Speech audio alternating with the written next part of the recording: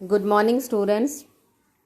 Today we are going to start a new lesson, that is the COP and the anthem.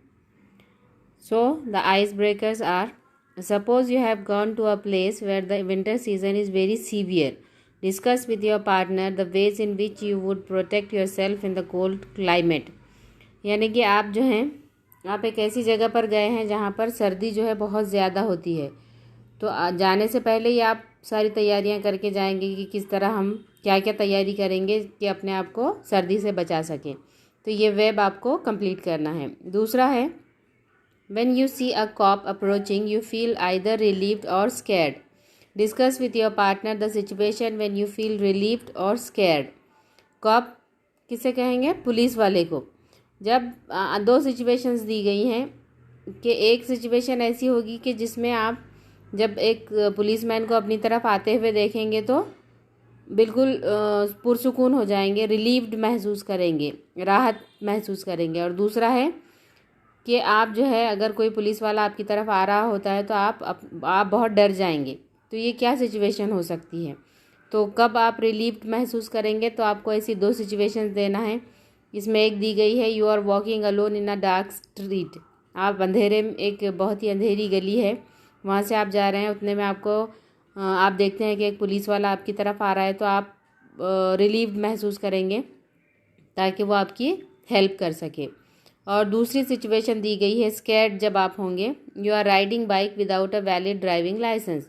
आपके पास driving licence नहीं है और अगर कोई पुलिस वाला आपकी तरफ आता है तो आप डर जाएंगे क्योंकि आपके पास लाइसेंस नहीं है, आप गलती पर हैं। तो इस तरह की दो सिचुएशंस आपको लिखकर यहाँ पर फिल करना है। थर्ड है, discuss some of the motivating things that can change a person's life one is given. यानी कि आप जो है, आपके जो ख्यालात हैं ज़िंदगी के बारे में, आपका जो सोचने का अंदाज़ है, तो आप कुछ ऐसी मोटिवेटिंग चीज़ें सुनते हैं या फिर कुछ ऐसा होता है आपके साथ कि आपका पूरा सोचने का तरीक़ा, एक ज़िंदगी के बारे में आपका पूरा जो वो है वो बदल जाता है ना। पूरी ज़िंदगी आपकी बदल जाती है उस चीज़ की वजह से। तो वैसे यहाँ पर उन्होंने एक दिया है, listening to an inspiring speech. और आपको 3 ऐसी देना चीज़ें हैं कि जिसकी वजह से आप अपनी ज़िंदगी को बदलता हुआ महसूस कर पाएँ। तो चलिए आते हैं अब इंट्रोडक्शन की तरफ। ओ हेनरी जो हैं, ये बहुत world famous short story writer हैं, अफसाना निगार हैं। और इनका पूरा नाम है विलियम सिडनी पॉटर, और ओ हेनरी के नाम से ये मशहूर हैं। ये 1862 में पैदा हुए थे और 1910 में इनकी डेथ हुई है। An American writer is better known by his pen name O Henry. इनका पेन नेम जो है ओ हेनरी है। He was a voracious reader since childhood. बचपन से ही वो पढ़ने, मुताला उनका बहुत ज़्यादा वसी था। बचपन से ही बहुत ज़्यादा पढ़ने की आदत थी उनको। He started a humorous weekly the Rolling Stone and when the venture failed he joined the Houston Post as a reporter, columnist and occasional cartoonist. तो इन्होंने अपना खुद का एक वो शुरू किया था, वीकली, ह्यूमरस वीकली था वो, लेकिन वो कुछ चल नहीं पाया। उसका नाम द रोलिंग स्टोन था। उसके बाद वो एक जर्नलिस्ट के तौर पे ह्यूस्टन पोस्ट में काम करने लगे। The story the cop and the anthem is one of O Henry's well known stories. ये जो कहानी हमको दी गई है सिलेबस में, the cop and the anthem, ये बहुत ही मशहूर कहानी है। To describe his style of writing people have often use the term smile with tears which implies his twisted way of thoughts and ending in almost every story।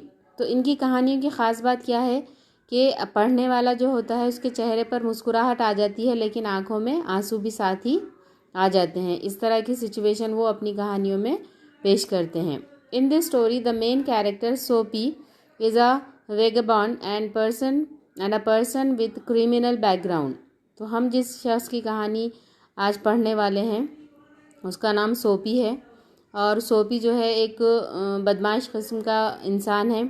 उसका criminal background भी है, यानी कि इससे पहले भी उसने कुछ जुर्म किए थे। और he makes different plans to reenter the prison as he has no shelter to protect himself from the severe winter. अब हम देखते हैं कि चूँकि सर्दी का मौसम शुरू होने वाला है और सोपी के पास कोई ना घर है, ना गर्म कपड़े हैं और ना खाने पीने का कोई इंतज़ाम है, तो वो चाहता है कि वो दोबारा जेल चला जाए।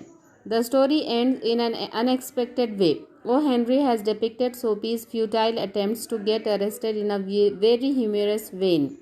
तो अब सोपी क्या करता है, जब वो तय कर लेता है कि मुझे दोबारा जेल जाना है, तो वो तरह तरह की कोशिशें करता है ताकि पुलिस उसको पकड़कर ले जाए, लेकिन वो हर बार नाकाम होता है। और उसकी जो एंडिंग है बहुत ही अनएक्सपेक्टेड है, यानी कि हम सोच भी नहीं सकते थे कि ऐसा भी हो सकता है। The cop and the anthem is about freedom and confinement.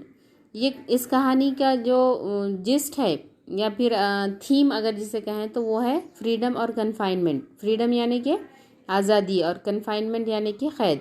तो क़ैद और आज़ादी के बारे में ये कहानी है। Initially Soapy feels that there is freedom from miseries and worries in confinement prison. वो ये सोचता है कि अगर मैं जेल चला जाऊंगा तो मैं अपने आप को, ये जो मेरी प्रॉब्लम्स हैं खाने पीने की, रहने की, ये मेरी प्रॉब्लम्स से मैं आज़ाद हो जाऊंगा। The notes of anthem transform him from within and he resolve to work hard. लेकिन वो एक चर्च में वहाँ पर कुछ ऐसी म्यूज़िक सुनता है और कुछ ऐसे धुन वो सुनता है, एंथम सुनता है, जिसकी वजह से उसके अंदर एक बहुत बड़ा चेंज आता है और उस चेंज की वजह से वो रिज़ॉल्व करता है, फैसला करता है कि अब वो बहुत मेहनत करेगा और कभी जेल जाने की कोशिश नहीं करेगा। Soapy faces the irony of fate as the moment he realizes the real freedom lies in a virtuous life he is taken into confinement। जैसे ही वो ये तय करता है कि मुझे अब जेल नहीं जाना है बल्कि मुझे आज़ाद रहना है और आज़ाद रहते हुए मुझे अपनी मेहनत से ही अपनी ज़िंदगी को अच्छा बनाना है, तो उसको फिर पुलिस पकड़कर ले जाती है। तो इस तरह ये कहानी है। चलिए शुरू करते हैं। The cop and the anthem.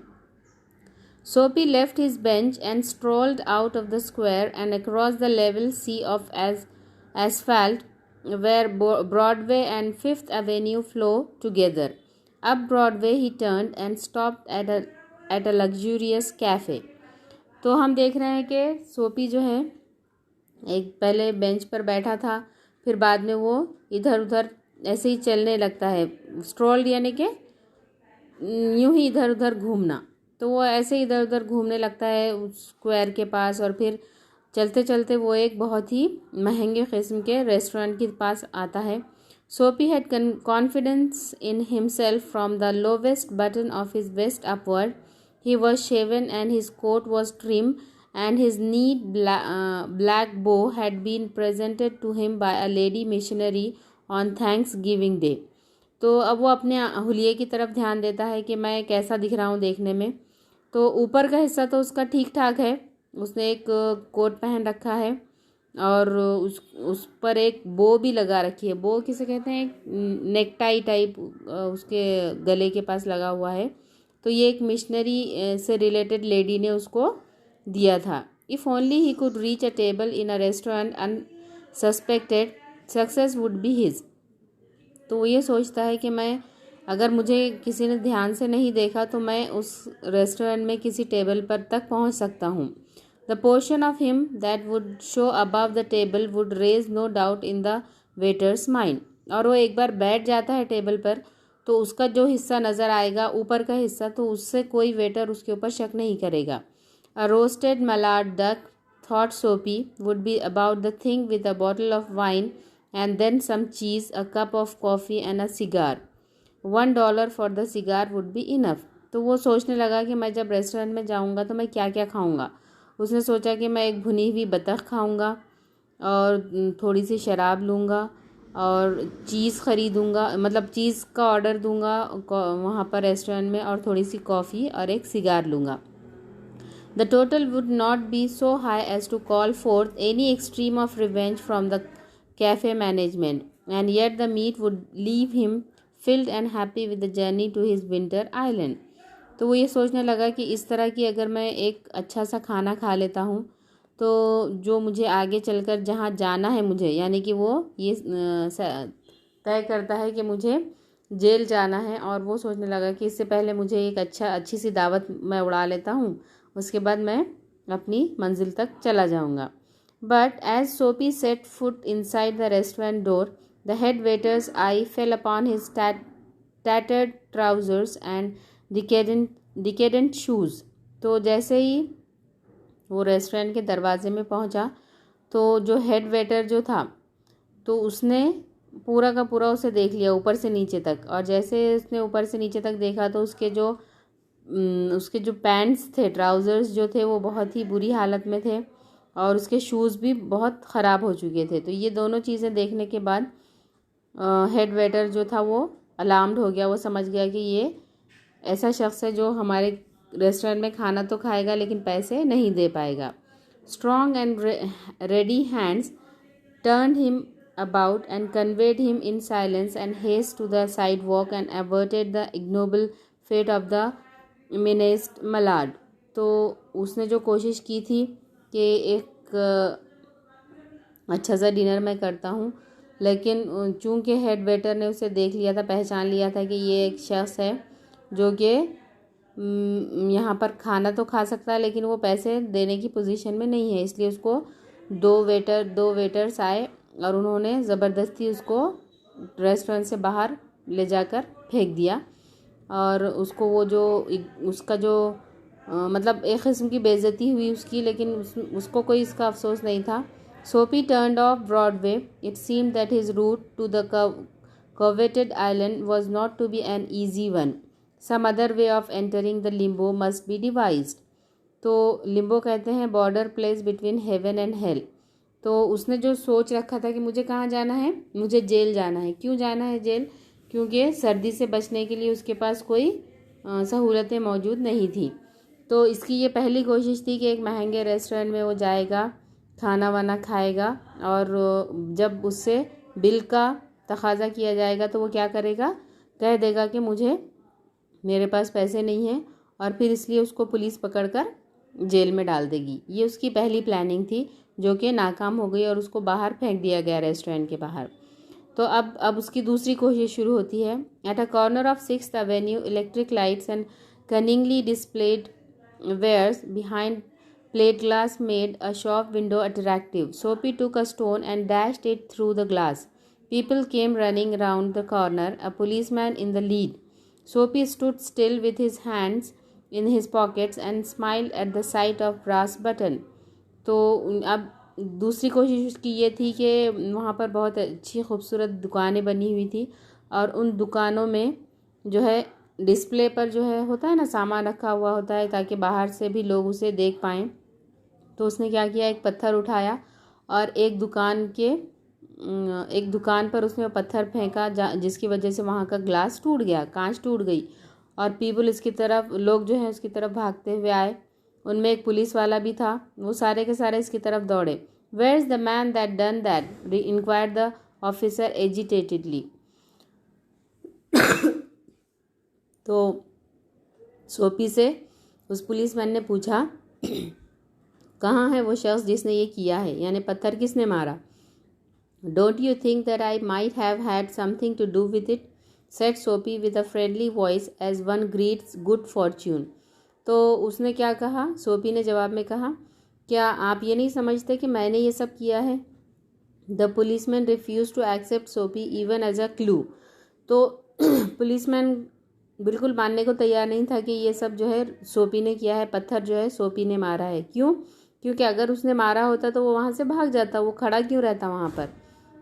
Men who smash windows do not remain to chat with the police.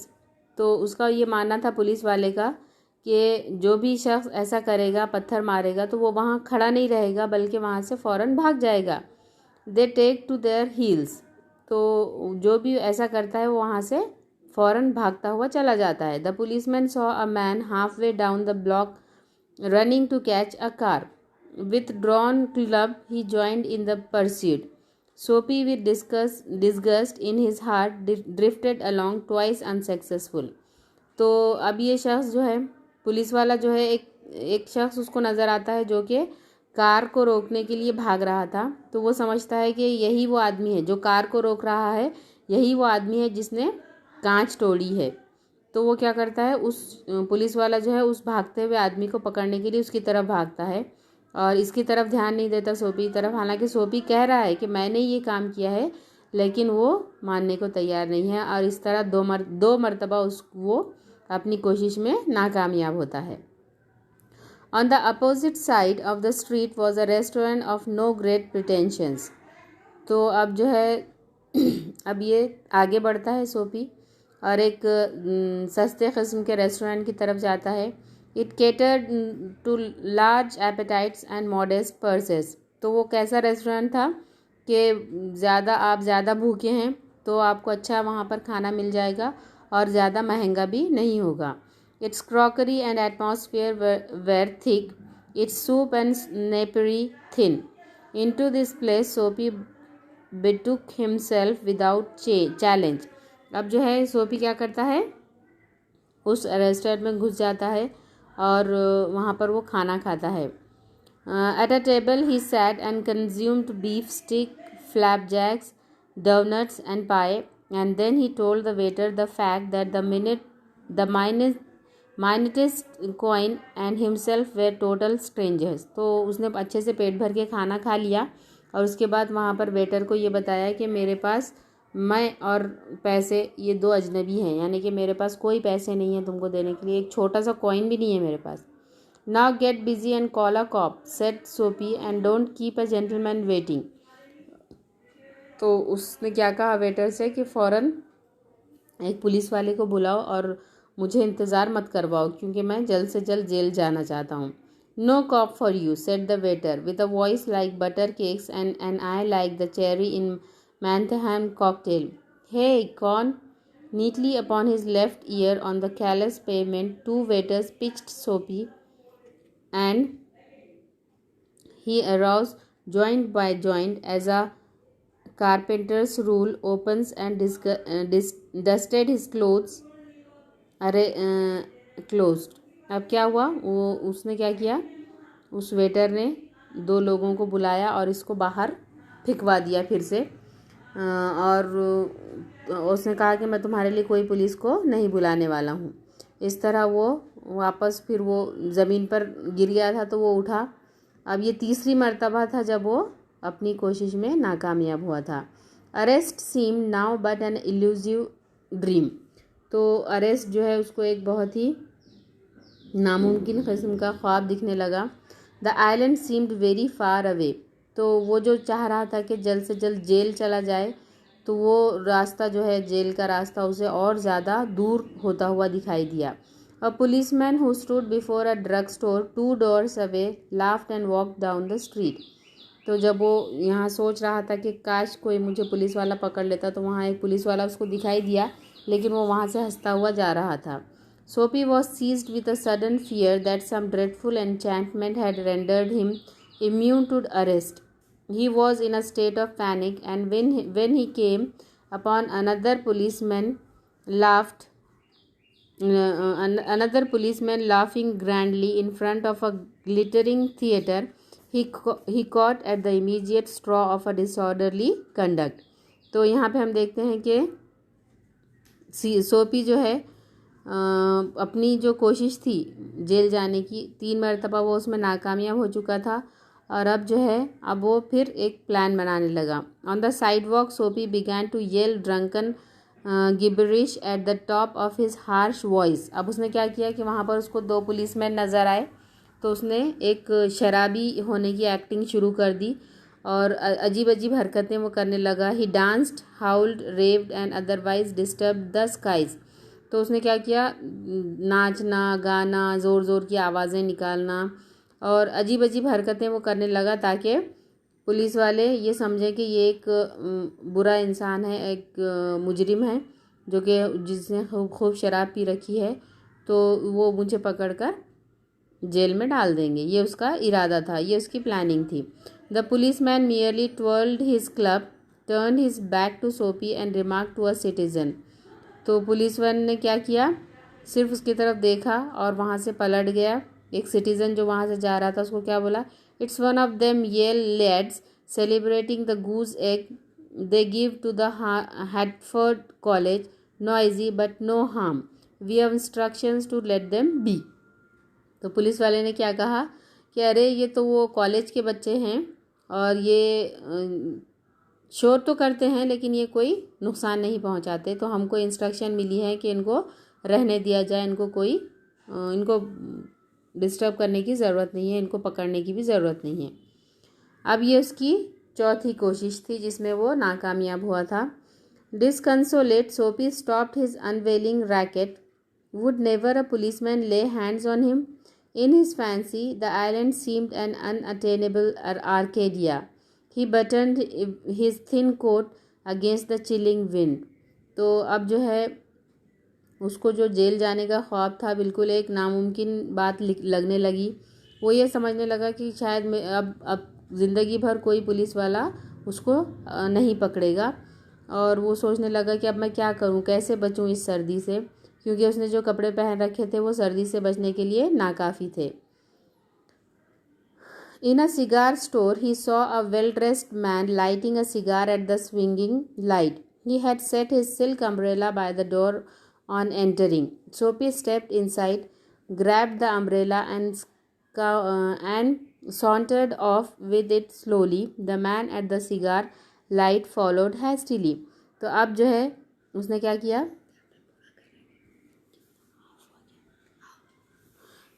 किया, उस एक शख्स जो दुकान के अंदर गया हुआ था, उसने अपनी एक सिल्क की अम्ब्रेला जो है वो दुकान के बाहर रखी थी।